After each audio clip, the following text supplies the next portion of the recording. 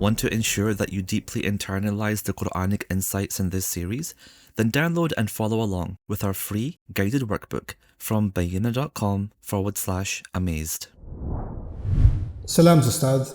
We met at Story Night the other day, but I didn't get to ask you my Arabic question. Can you help? In Surah Qaf, Ayah 2, Allah uses the word ajib, and in Surah Sad, He uses the word ujab.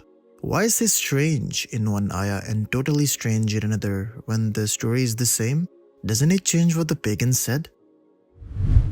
This is a literary feature of the Quran that is, to me, quite baffling actually. Because you have surahs of the Quran that are revealed at different times. They're far apart from each other, even in terms of location. The two surahs I want to compare with you is Sad, which is in the 30s, and Qaf, which is surah number 50.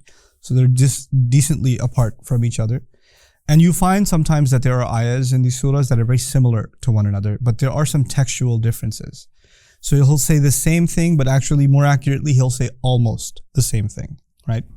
So in Surah Qaf, he says, بَلْ عَجِبُوا أَنْ جَاءَهُمْ مُنذِرٌ مِّنْهُمْ فَقَالَ الْكَافِرُونَ هَذَا شَيْءٌ عَجِيبٌ. Rather, they find it strange that a warner came to them from among themselves. Let's qualify that statement. A warner came to them from among themselves, because they thought of warners as someone to come from the outside to bring news from a faraway enemy. I've scouted the enemy, they're coming, and so he comes and he lets them know there's a danger. But Rasul ﷺ is from among them, and he's telling them of this faraway danger that's coming if they don't listen, if they don't heed Allah's warning. So they say, how can there be a warner from among us? فَقَالَ الْكَافِرُونَ هَذَا شَيْءٌ عَجِيبٌ. So disbeliever said, this is a strange thing. So the statement is, the disbeliever said, this is a strange thing. Now let's compare this a little bit. وَعَجِبُوا أَنْ جَاءَهُمْ مُنذِرٌ مِّنْهُمْ. And they found it strange that a warner came to them from among themselves. Sound familiar? It was almost exactly the same in Surah Qaf.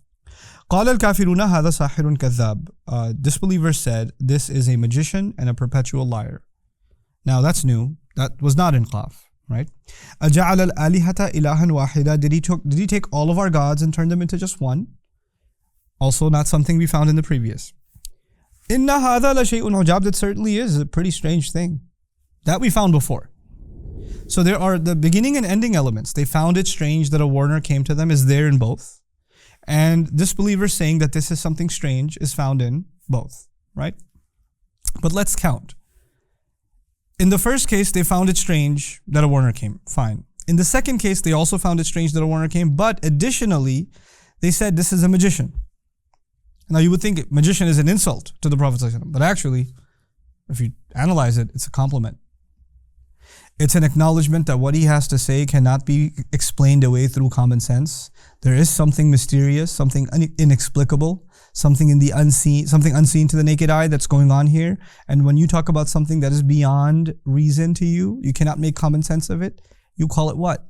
Magic. And think about that. What rabbit out of the hat is he pulling? He's saying words. How are words considered magic? The effect that it's having on people can only be described as magic. So that's in and of itself, in that insult embedded is actually an acknowledgement of the divine power of the Quran, a higher power. It's supernatural, at least that much they admit, right? The second thing they called him is perpetual liar. Kadhab. Kadhab means someone who lies over and over and over again. Like a khabbaz is someone who makes bread over and over again. Or a wahhab is someone who gives gifts over and over again. So he makes lies over and over again. They found that very strange. Why? And by the way, in that insult, embedded in it is also a compliment. Why? Because a liar tries to sell you a lie. You don't buy it. Now you know he's a liar. He knows he can't sell it to you again. So he finds a new customer. And he goes and lies to them. If he gets called out over there, he's not going to come back to the two of you. He's going to go find a third sucker. That's what a liar does. But this man, we're accusing him of being a liar. But he comes back and he tells us the same thing again. And we call him a liar. And he comes back and he tells us the same thing again. We've never seen a liar like this. Liars, once you call them out, leave you alone. How is he a continual, perpetual liar? And it's not even, by the way, when one lie gets caught, what does a liar do? Goes on to a new lie. When that one gets caught, he goes on to a new lie. But this liar, we don't understand, he's sticking to the same quote unquote lie. He's not changing his story at all. The the commitment of the Prophet ﷺ, the consistency of his message ﷺ, his relentlessness, and his unwillingness to give up on these people is captured in their insult, kadhab. Yes, from their point of view, it is an insult. But deep inside it is actually something about the Prophet ﷺ. Anyway, then the next, so they called him magician, they called him continual liar or repeated liar. Third, أَجَعَلَ الْآلِهَ إِلَهًا وَاحِدًا. Did he take all of our gods and make them into one? What do you, all this entire mythology is no good? How are you going to get rid of all that? Just one? How are you going to survive with just one? You know, they found it strange. Now, if you compare, there are three things additional that they found strange to the previous text, yes?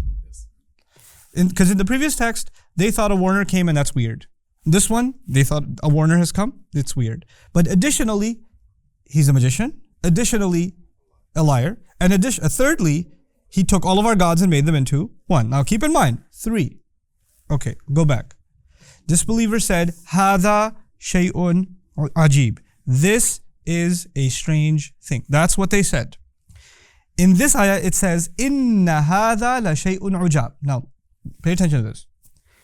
First of all, this ayah says, no doubt about it.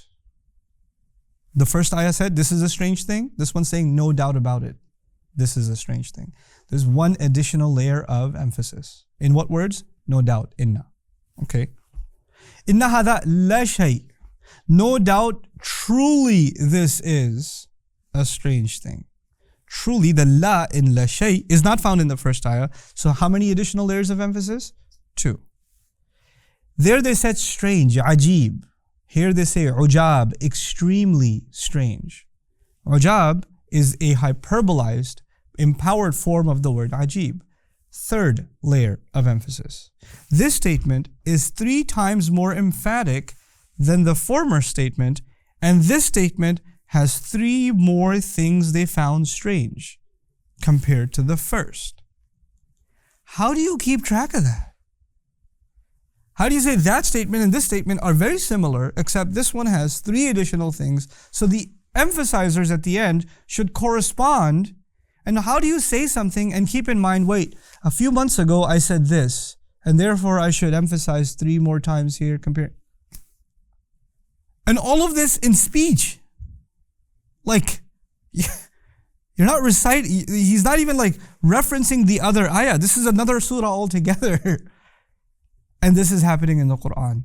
Things are said and things are said slightly differently. And if you analyze the language, you're just left baffled. Like, how does the Quran keep up with this level of accuracy, this level of consideration? The comparative textual analyses in the Quran actually just leave you with, this can only be divine. That's what it leaves me with every time I study this stuff. This is why he says, subhanAllah, why don't they reflect deeply on the Quran? Look behind the words. Because if they would, وَلَوْ كَانَ مِنْ عِنْدِ غَيْرِ اللَّهِ لَوَجَدُوا فِيهِ اخْتِلَافًا كَثِيرًا. Had it been from other than Allah, they would have found a lot of conflict in it. You keep finding consistency on top of consistency in ways that, linguistically speaking, I've never seen anything else, anything even close. May Allah Azza wa Jal continue to make us amazed by this incredible book. Barakallahu li wa lakum. Assalamu alaikum wa rahmatullahi wa barakatuh. So much of the work on the Quran has been completed on Bayyinah TV. I want you to enjoy systematically studying the Quran from the beginning all the way to the end, in brief and then in great detail. And to do that, I'd like for you to sign up on BayyinahTV.com. And once you appreciate what's going on in Bayyinah TV, I want you to become an ambassador for it and share that subscription with friends and family and give it as a gift also. Thank you.